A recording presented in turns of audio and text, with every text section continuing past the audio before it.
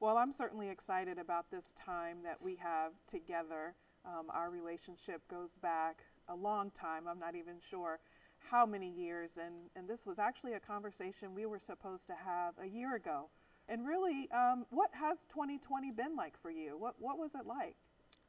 Well, almost a year ago, I suffered a major fall or had a significant fall. And so some health challenges, from that, including the fact that I don't have vision in my left eye. But I came away from that just feeling incredibly blessed. It just, and that feeling of being blessed stayed with me the entire year, through COVID. Blessed that I still have my mom and my aunts and my siblings, that Harrison still, lives here, still active. I serve on, several boards. Getting accustomed to Zoom. I mean, I had a board meeting Thursday and Friday, and I'm talking about from 9 to 5 with a half an hour for lunch. That's a little much.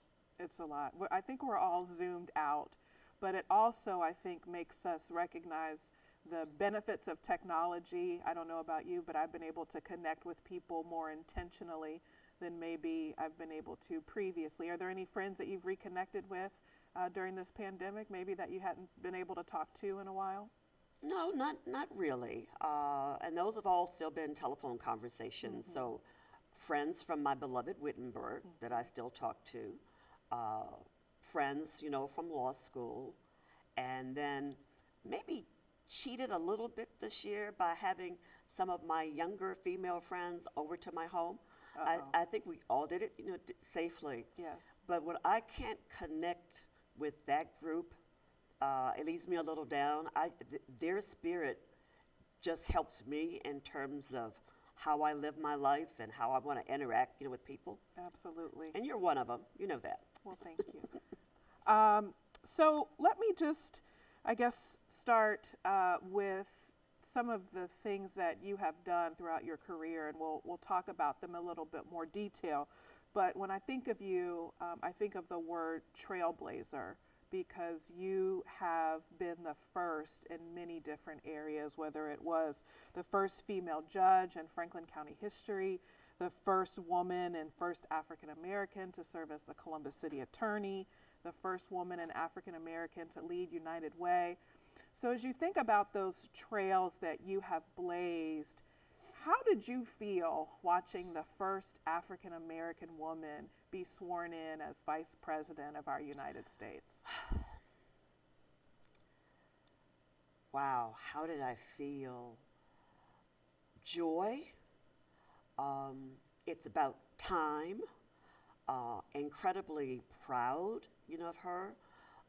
Not only watching her, but the young poet, being able to see former President Barack Obama and Michelle. It was a day to celebrate being African American. I mean, it was just joy. Absolutely. So I want to get back to some of your career accomplishments, but before we do that, I'd like to spend a little bit of time talking about your upbringing. So let's start with your family. You're the oldest of 6. Yes. Mama Joan had 3 girls and 3 boys. Yes. And what were you like as a little girl? Well, I grew up on a working farm. So when it comes to my work ethic, I think that's where it was really developed. I am from Southern Virginia, south of Richmond, a county at that time that didn't have a single traffic light, and I still don't think that they have one. And we were farmers, and the cash crop was tobacco. It is, I'll just say, a filthy, crop in terms of dealing with it. It puts this incredible, wax on you. But we were working at a pretty, young age. As soon as you could count 3 leaves and hand it to someone, you were working. So again, very early. My parents both took jobs off of the farm when I was around 12. And my brothers and sisters will tell you that I became Little Joan and that I was a dictator. It was all about getting the work, done. We didn't have indoor plumbing. Our heat source for many years was just wood burning, stoves. So everything just required a lot of work. My mom jokingly says, that the things that she permitted me to do or asked me to do wouldn't be child abuse, but maybe neglect, because I was just doing things, you know. We had a wringer washing machine, and so, you know, the clothes go through these rollers. I remember having to stand on a box to roll them through, and actually got my hand caught in one, but it popped open. So, but I remember not just growing up with my siblings. I have lots of cousins, and so it was on this piece of land, you know, my grandparents, my father's parents, two of his sisters. You know, this road is now actually a state road maintained called Jackson, you know, Road. So it was, we worked hard, but we also played hard. And, you know, we were typical, you know, country kids, you know, outside, you know, playing ball. We didn't have any sidewalks, so there wasn't any roller skating and anything like that. But I have very, very fond memories of my childhood. When did you get indoor plumbing? After I left town. Wow. No, actually the entire family had moved. My dad, my parents divorced in 1977, and I actually brought my mom and my siblings to Columbus in August of 1978 after law school. And at a later point in his life, and it wasn't unusual not to have indoor plumbing. It was kind of true with everyone. But Virginia actually started a program where if you didn't have it, you know, you could get modular homes and put in a well and all of that. But there was nothing like that when I was there. Wow. So tell me about your high school years. I know you were one of the first African American students to integrate Randolph-Henry High School. What was that experience like? So we lived very, very segregated lives. In terms, elementary school was, you know, 1 through 7. You know, you occasionally went into a store. I remember times when we went to places where my grandmother was extremely light-skinned. She was actually, you know, biracial. She would have to go in and get food for us because, you know, we couldn't, you know, go in. So went to an all-black elementary school. It was a very new building, wonderful teachers, and it was actually my teachers who encouraged me and others to go to Randolph-Henry. And it was kind of like picking, I mean, I'll just say this, the best and the brightest. I'd done extremely well. And so this was somewhat of an experiment. It was called freedom of choice. It wasn't full integration. So a few black children went to what had been all white high schools. No white children chose to go to a black school. So I remember my first day, it was quite a little walk to catch the bus, and the bus didn't stop for me. I mean, I was standing at this intersection. I don't quite remember, you know, how I got to school. Academically, you know, things were about the same. Most of the teachers seemed to be, you know, accepting. My personal hell, and it was riding that school bus. So I was the only black child on a school bus driven by a junior in high school, right? Yes, and the name calling, you know, throwing things, you know, at me, you know, sitting there and having them talk about me as if I wasn't even there. I mean, they had a whole discussion one day about my color. Well, you know, we really can't call her black because she's not really black, but you know, whatever. And the only time, Dawn, that I can remember in my life of giving up occurred after an incident on that bus. I was now in the 9th grade, and a male student, as he was leaving the bus, took his books and literally hit it up against my head. I mean, it was severe. So when I went home that night, I had not been telling my parents, you know, what was going on either the bus or, you know, or at school. There wasn't anything I thought they could really do about it. But I told my mom, I said, Mom, I want to withdraw. I don't want to go back to Randolph-Henry. I want to go to Central, which is the black high school. And so she took me to school, met with the principal. It was the first time he had heard, you know, about this. And he asked Mom, please, not to have me transfer. He says, Janet, you know, your bus number is going to be called on the intercom system. When you hear that, and I ask for all of the students to report to the auditorium, you stay in your classroom. So I can only tell you that after that day, I was never physically, hurt again. And then as, time went on, and especially when the school completely, integrated, I guess it would be somewhat normal, except very few social activities because they didn't want the two, races, going to prom together or those types of things. So it was a good education. The only C that I got in high school was in gym. I am not athletic. I'm still not, but I did well, and they prepared me to come to Wittenberg.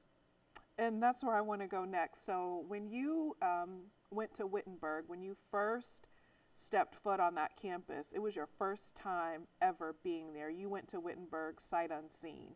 How did you end up in Springfield, Ohio? No, I did have a visit there. Oh, you did? No, Okay. I did have a visit. Okay. So my mother's sisters, she has two sisters, moved to the Columbus area in the 50s.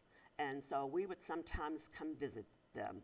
And my mom especially wanted me to have the experience of a couple of weeks with them in the summer so I could kind of see how the rest of the world gets lived. And at that particular time, so you're talking between my junior and senior year of high school, I had the career aspiration of becoming a librarian. Now, people always laugh at this because I tell them that I was quiet, introverted. I actually lettered in working in the library in Randolph-Henry. And we were visiting the library. Wait, you lettered? I lettered.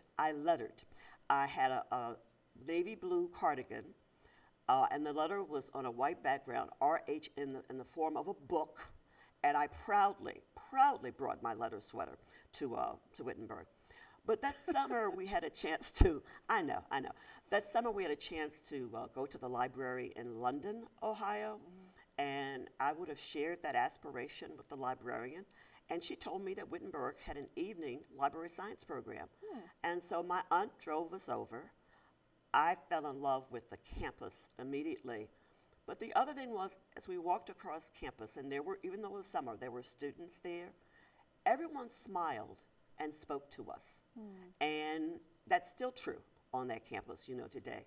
So I fell in love, applied, was able to get, significant scholarship and loans.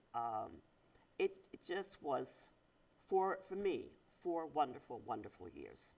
Did you major in library science? No, I actually, I found my voice, and I found out I wasn't as shy. Not that librarians have to be shy without a voice, but I found my voice, became very active. I was a history major. History major, English, minor. And so I might as well, I find this embarrassing, but I might as well go ahead and tell you. The only reason that I went to law school was because I lost a bet to the medical student that I was dating. His name was David Poindexter. He was from Chillicothe, Ohio. And the summer of 1974, we were visiting his parents. And questions came up, well, what are you going to do when you graduate? Now, we had not told his parents that we were thinking about getting married. And this is really, really embarrassing to share with young women, right? So I'm thinking, why are you asking me what I'm going to do? I'm marrying you. You're going to be a doctor. And I get to be Miss Socialite, I can learn to play tennis, do whatever. I was smart enough not to say that. And so he said, listen, the way you like to argue, it seems to me you should go to law school. And I looked at him, and Dawn, I literally thought he'd gone mad, to suggest going to law school. So the bet was I had to take the LSAT, had to apply, and someone else had to pay for it. So I applied to Temple, Penn, George Washington, and Georgetown. I was accepted at all 4. And GW gave me a full ride. And I went crying. Oh, yes. The other part of the story is we didn't get married. I found Washington, D.C. to be, so different, than my previous life of either living on the farm or being a student, at Wittenberg. Many of my law school classmates, they were 2nd and 3rd generation, lawyers. Their grandparents had been lawyers. And it took me a while to figure out why I had such a negative reaction to David's suggestion. So, it's the summer of 1974. I had never met an African American lawyer. I hadn't met a female lawyer. And unlike today's television, when lawyers are all over the place, the only one who was on TV was Raymond Burr playing Perry Mason. And when I looked in the mirror, I did not look like Raymond Burr. And I still think sometimes for our children, they get their role models from watching television, you know, in terms of what they think they might be able to achieve, you know. So I went, you know, kind of kicking and screaming. I came back to Columbus every summer, and at some point, I fell in love with my profession. And you had not contemplated law school before David made the suggestion? No. I mean, I tell that story, I guess, to encourage, you know, young people, but absolutely not, Dawn. Not at all. So where's David now? Do you know? Yes, I haven't talked to him in a lot of years. The last time we talked, I had just become the city attorney. And I will tell you that both when I became a judge, well, when I became a lawyer, became a judge and the city attorney, David was quite sure it was because of what he had done, you know, getting me to go to law school. He's in Texas. He did finish medical school, you know, at Ohio State, was in the sort of orthopedic, you know, field, but we haven't had a chance to talk in a really, really long time. Well, Columbus is certainly the beneficiary of that bet that David made with you, and I'm grateful for it. So after law school, talk us through your career journey after you left law school. Well, the summer between the second and third year of law school, I actually worked for the Ohio Attorney General, William J. Brown, where I met my good friend, Alex Shoemate. I must admit, I didn't realize that I still had my afro until he made a comment about it, you know, in the video. I did have Angela Davis hair for many, many years. But I clerked that summer with the Attorney General's office, and Bill Brown really wanted greater diversity in his office. And so he sent recruiters into the Washington, D.C. area. As I recall, my law school, George Washington, had more African Americans to graduate in my year 78 than all of Ohio's law schools together. Wow. So his recruiters would come to George Washington, Georgetown, Howard, you know, American. And for a number of years, and of course I had a relationship with Columbus, but he would still be able to get individuals who didn't have any relationship to move to Columbus to become a part, you know, of the office. So I was recruited to come back to the AG's office. Initially, we didn't know in what section I was going to be working, but I met a man named Don Conley, who was the chief of the Civil Rights section. The assistant chief was Richard Letts, both African American men. And Donald said to me, if you come to work for me, if you come into the Civil Rights section, you will become a litigator. And so again, I felt, even now when I look back over the areas of law where I worked, civil rights is still my first love. I probably tried one of the first sexual harassment cases, you know, in the state of Ohio. We tried our cases before the Ohio Civil Rights Commission, but I loved it. And how did that then transition into your running for office? Okay, so this was almost as bad as my reaction to go into law school. So it took me a while to remember who placed the call. So at that time, I was chief of workers' comp. I was back in Columbus working for Attorney General Anthony J. Celebrezzi. And I finally remembered who actually called me. It was Paula Brooks.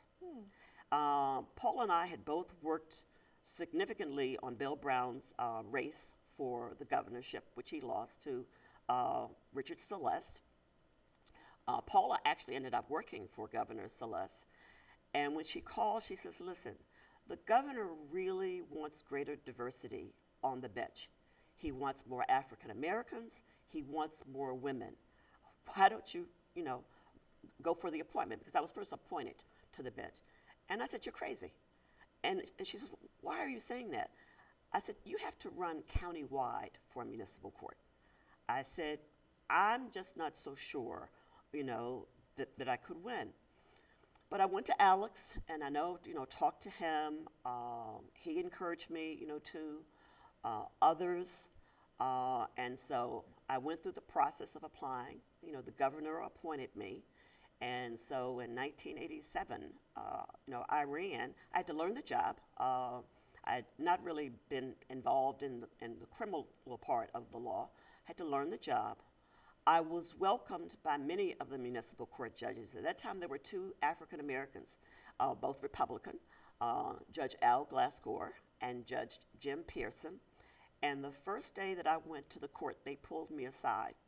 And I'm not sure which one of them said it, but one said, "You see this," referring to skin, "this is far more important to us than the fact that you're a Democrat and we're Republican." So I had those two wonderful men, and my chambermate was Judge Deborah Price. And so Deborah also took me under her wing, and I loved the service in terms of being on the bench. That year as a campaign, it seemed like it was 24/7. There's a little story about the race. I had a campaign committee. There were many lawyers on it. My wonderful campaign manager, Pat Logston, for all four of my races, Pat came to my house one day, and she says, "You have a decision to make." And I said, "What do you mean?" She says, "Well, your campaign committee is divided. Your advisors are divided." And she said, "Their thing is, you can do the smart thing and possibly win this race," because I was the underdog, even though I was on the bench. "Or if you do what they considered the right thing, you will surely lose." They were referring to the fact that I was being very public, appearing in communities such as New Albany, Arlington, and their thinking was, stay in the city, have white surrogates, maybe even in terms of my literature. I remember sitting there and crying with Pat, but I said, no, I've got to do the right thing. And fortunately, we found a media person, Jerry Austin, who had been in charge of one of Ben Espy's early races. And he says, "Janet, in Ben's race, you didn't see him. You saw Coach Woody Hayes because Ben played for him on TV." He says, it's 1987. We think it's time to do it. And so we did it. I rode in parades. Nothing like being in a parade in Whitehall back in those days. And yes, so sometimes I would hear the N-word. But actually what I heard more were Janet Jackson jokes. I've lived with that for a long time. And one of the questions is, well, how's your brother Michael? And I do have a brother, Michael Jackson. So we would end up in this little battering back and forth. And says, Michael is happily living in New York with a wonderful wife and 3 children. What impact did your early years in Virginia have on you making that decision to run as you? It was probably the experience of going to Randolph-Henry, specifically.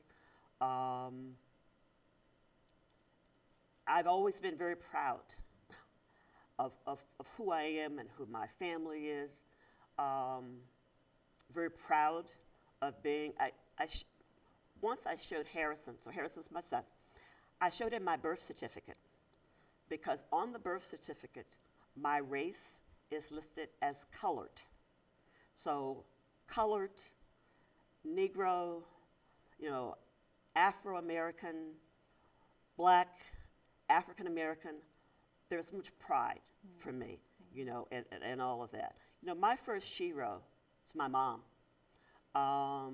She was always so encouraging, always made me believe that I could do just about anything,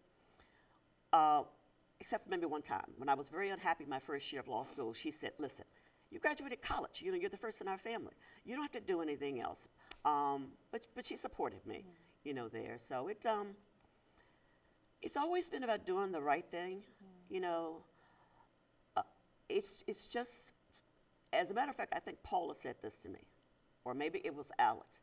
Someone has to be the first. Someone has to be the first. And I think it was Alex, you know, he ran down your Wittenberg grad, you're a graduate of the National Law Center of George Washington University. He actually, and I don't know if he remembers this, he says you can out-Republican most Republicans, and white people are very comfortable with you.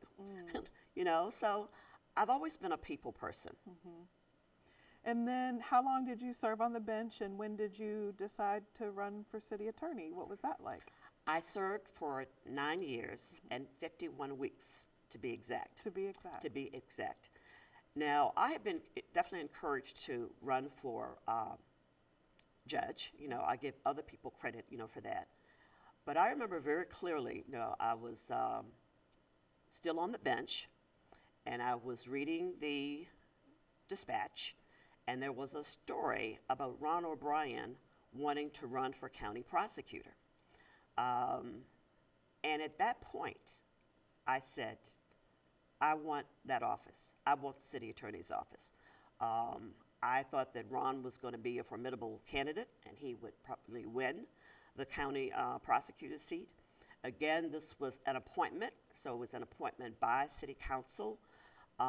Went through the process, you know, of applying. Had to overcome what I call the good old boys in terms of that appointment.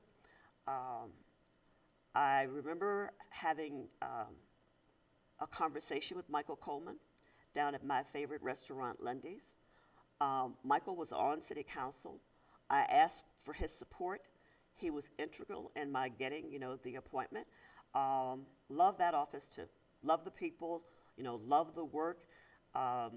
Great experiences. I mean, every city entity is your client, you know, from the mayor to the folks that, you know, pick up your garbage.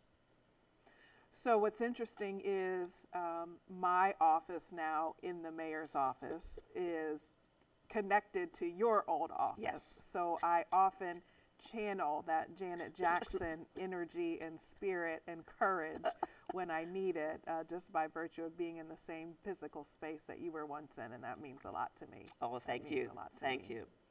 So let's talk a little bit about kind of your commitment all throughout your career to civil rights and diversity and inclusion and tackling really big, tough issues. I think it's interesting you mentioned Bill Brown, who at that time saw value in having diverse people around him, probably before it was popular to do so, that he was intentional about going out and recruiting. You've always been very intentional throughout your career in making sure there's space for those underrepresented, prioritizing justice, diversity, and inclusion, even the reduction of poverty as the leader of the United Way of Central Ohio.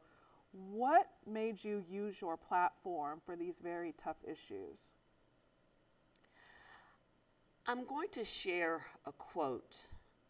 Well, there are two. I remember when I was on the bench, hearing the phrase, pay it forward. And the person who used it a lot was Coach Woody Hayes. His son, Steve, was actually a municipal court judge. And I remember going to Steve and I said, Steve, you know, your father used this quote all the time. I said, I want to embrace it because I can't pay back those folks who sacrificed for me to be where I am now. It's my responsibility to pay forward. And that's what I think I've always, you know, tried to do. The other quote, which is connected both in terms of my professional work and my volunteer work, and I had the opportunity on more than one occasion of meeting this wonderful, wonderful woman, Marion Wright Edelman.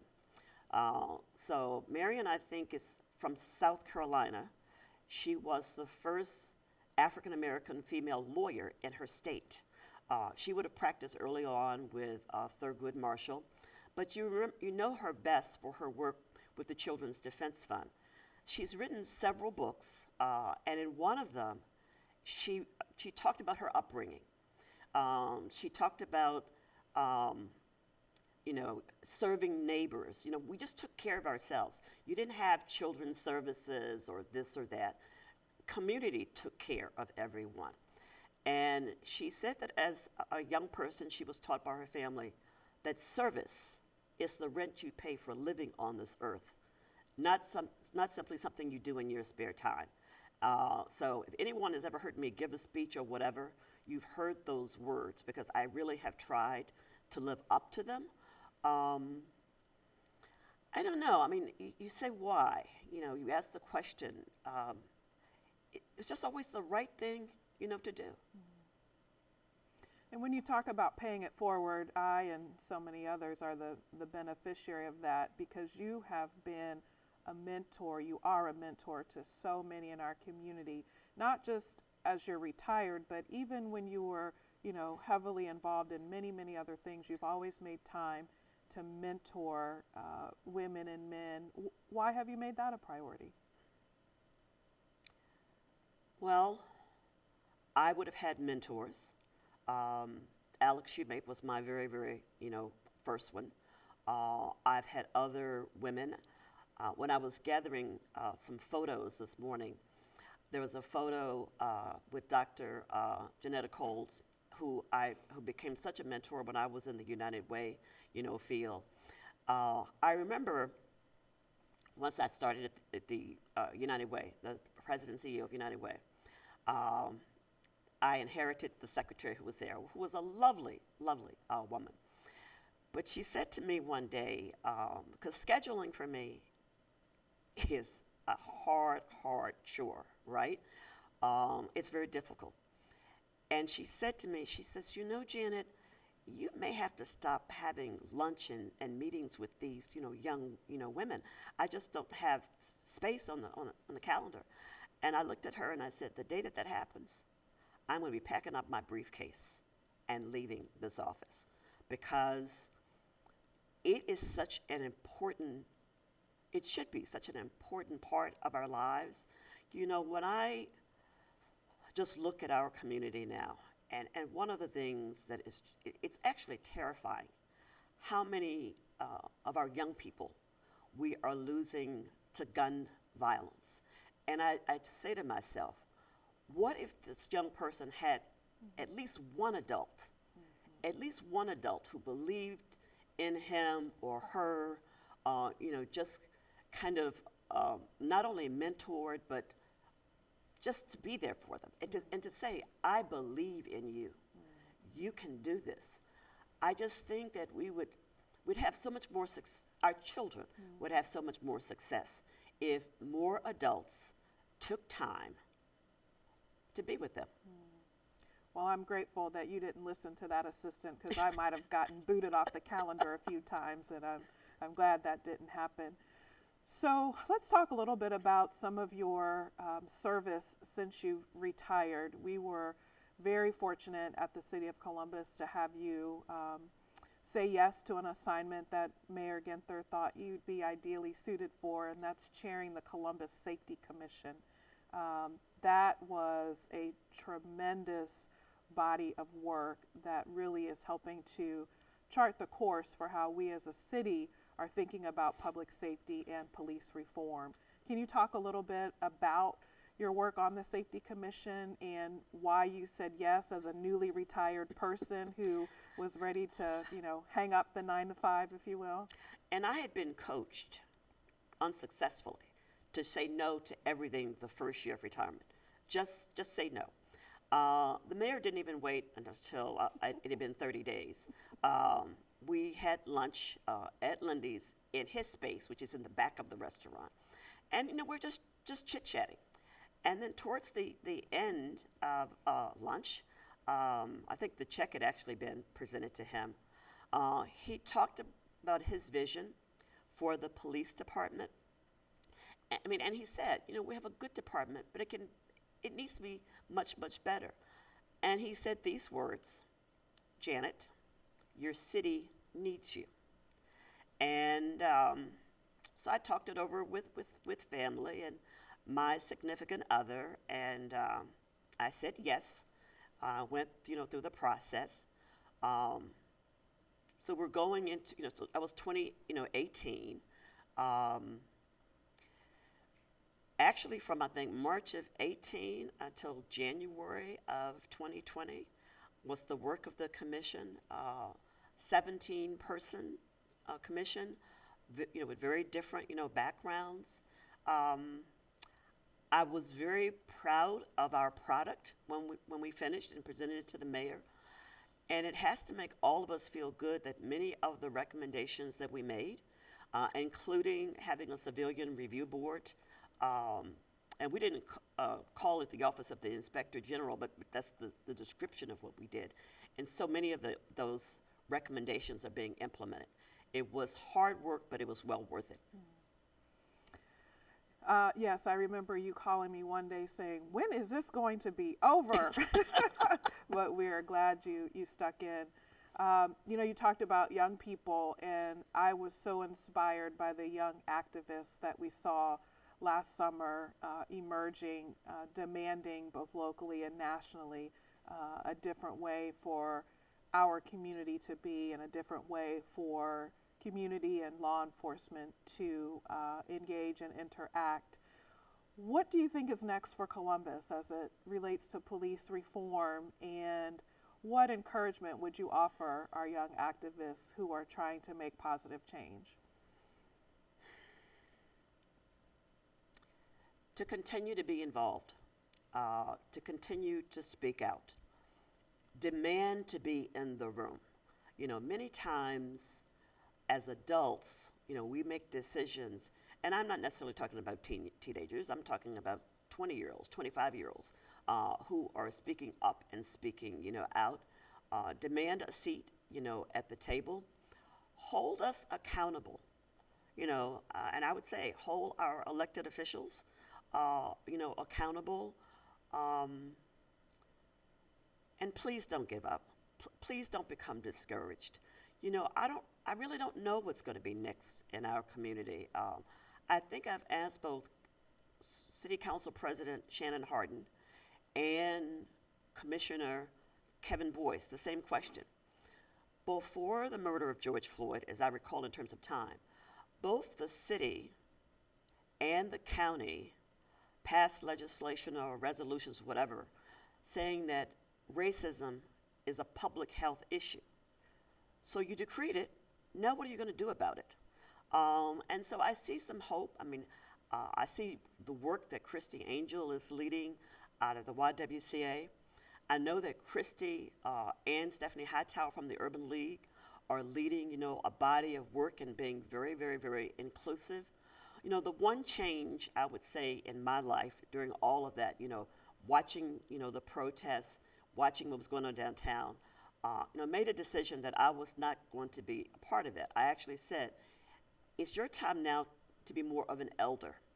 It's time for you to lift those young people up or younger, be here for them when they need advice. But the time of being in the thick of it is actually over. Mm-hmm. And it was a little hard for me to accept because I've always been kind of in the thick of things. But I think I'm in the right space now. And you pick up the phone and call those of us who are coming behind you and tell us what we should be doing. So you're still in. You're still in. Yes, ma'am, I'll do that right away. So your fingerprints are on so many different things across our community. If you had to pick one accomplishment, one career accomplishment, what would that be? Oh, heavens.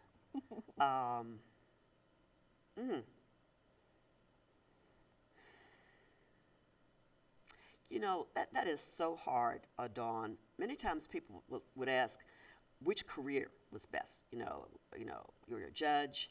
I think my family members still think I'm crazy for giving up a judgeship. Being a judge, being the city attorney, the head of United Way, all very different, but I still think, connected.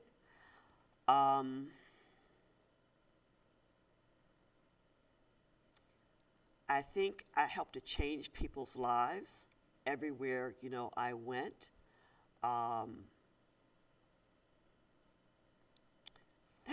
That's hard. In terms of being a first, the judgeship, certainly. That was, and a part of it was how, and I was thinking about this morning, I stand on the shoulders of people who came, before me.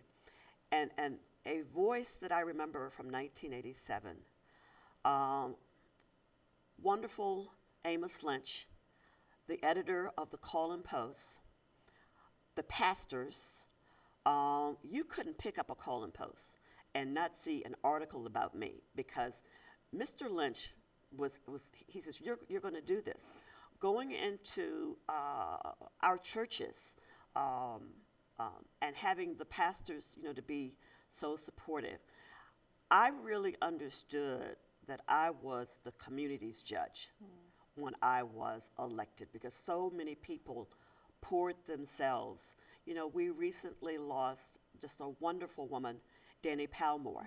I remember Danny being so involved, in my first, race. So I guess I would have to go, with that one. I mean, there were different types of challenges, along the way, but being able to become the first African American woman to serve on the bench in Franklin County, not just the city of Columbus, but the county, was truly awesome. And all the firsts you talked about, you accomplished those while also being a single mom. So as we look, at how people, but women in particular for this conversation, try to balance their career goals and family and community service, from the outside looking in, you seem to have done that successfully. What advice do you offer to women who are trying to kind of do it all and have it all? Well, I've often said I don't believe that there is a true balance, that you can't, have it all. Quite frankly, for me, I was incredibly blessed. I'm still incredibly blessed that my mother and my brothers and sisters live here, all except, one. So, for example, Harrison never had a babysitter in the evenings or on the weekends. I mean, of course, he went to childcare during the day, who wasn't a relative. It was either my mom or, one of my sisters usually. And his father was certainly still involved in his life, and lived here. We shared that responsibility. My mom probably gave me the best gift in 1997, when I first went on to become the city attorney and had to run for office. Mom had just retired from a part of General Motors, here in town. And she said to me, she says, I'm going to be the one who's responsible for picking Harrison up from school, making sure that he gets his homework, done. If it's going to be too late, he's going to stay at my house, because I don't want you to have to worry, about that. Wow. And my sisters. And so you need to have, if you don't have actual family here in Columbus, create your family. Create those people who will be supportive, of you. It's kind of funny, when I left the city attorney's office and went to United Way, I think Harrison was around 13 years old. And about 6 weeks into the United Way job, he looked at me and he says, Mom, he says, I thought you said when you left the city attorney's office and you went to United Way that you'd be at home more. That's not true. No, and it wasn't. Actually, in terms of the hours put in, United Way, absolutely, there were more hours. 60, 65 hours a week was just normal, year round. But on the other hand, I'm extremely blessed that I had held 3 positions. The judgeship, Harrison was born after, I was on a bench, the city attorney, where I could work my schedule. And so he has said to me, Mom, I don't know how you made it to all of those football games. And, he's a graduate of Wellington, where he played baseball. And he says, you're the loudest parent out here, type thing. I tried not to miss, sometimes, I did. But actually, it was his first year at Wellington, and another parent, Caucasian parent, at the end of the baseball season came up to me and she says, it was nice to learn that you're a real person. And I said, what do you mean? Or maybe she said, real mom. She says, well, I know you do all of this and that. She says, but you don't miss a game. If you have an assignment and you can't handle it, someone will. And I looked at her and I said, I want to be real clear about something. My number one job is being Harrison's mother. Has been, always will be. And that's how I think about it. I'm blessed to have had, the support, but being his mom is the greatest joy of my life. That's awesome. And you've raised a delightful young man. I always enjoy being around him because he is delightful. What would people be most surprised to learn about you? Other than the fact that you lettered in library science. I think that I can cook and I can make some chitlins. Woo! I'm trying to keep it out of the public. My husband already tells everybody. We can't have everyone know this, but amen to that. Yes. You're a great cook. Yeah. And so I'd say that is one of the most, surprising things. Another one that I think people just don't talk about, and I'm sure that others feel the same way. I love being an aunt. I now tell my nieces that being an aunt is the second best thing to being a mom because they are now, having children. I love spending time, with family. My family here locally. My brother Michael is the only sibling who's not here, and of course, his children.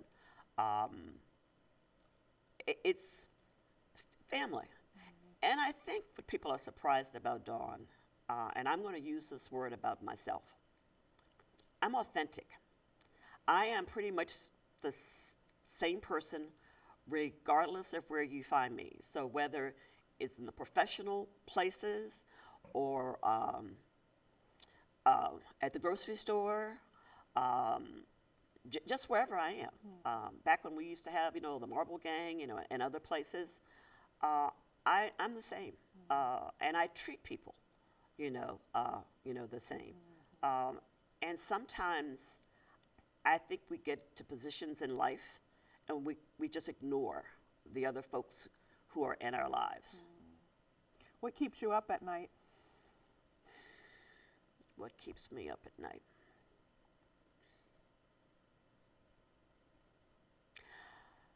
I think the violence that is occurring, in our city. I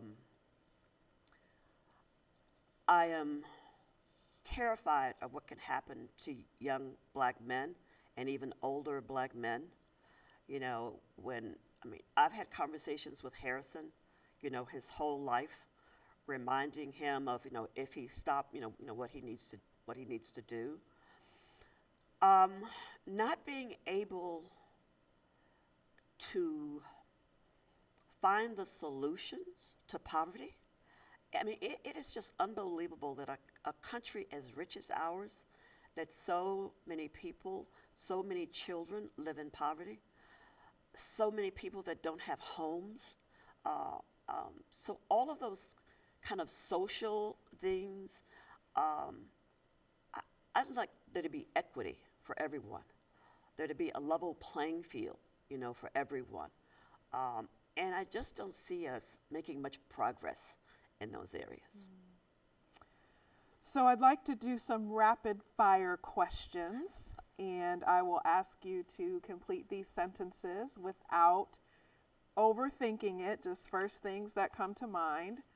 My very first job was?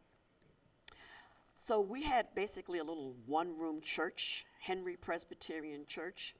And other than the job on the farm, I became the person that cleaned the church. And we had a pot-belly stove, so I'd have to go up and start the fire, in the winter. But that was my first job off of the farm. Every leader must. Every leader must listen before leading. When the pandemic is over, the first thing I want to do is? There are two things. Hugs. I so miss hugs and travel. Travel. I owe my success to. My family. My favorite food is. Pork chops. One of my favorite places in Columbus is. Lindy's. If I could leave for any place in the world tonight, I would go. Any place in the world. I would go to South Africa. I like to shop at. Saks Fifth Avenue. I didn't know if it was going to be Saks or Big Lots. I know they run neck and neck Oh, in your yes, book. that's right. You're always teasing me about Big Lots. The 20% off coupon. Oh my goodness. If I hear about that coupon one more time. Columbus is. Much more diverse than people realize. When I think about what I want my legacy to be. That's a hard one.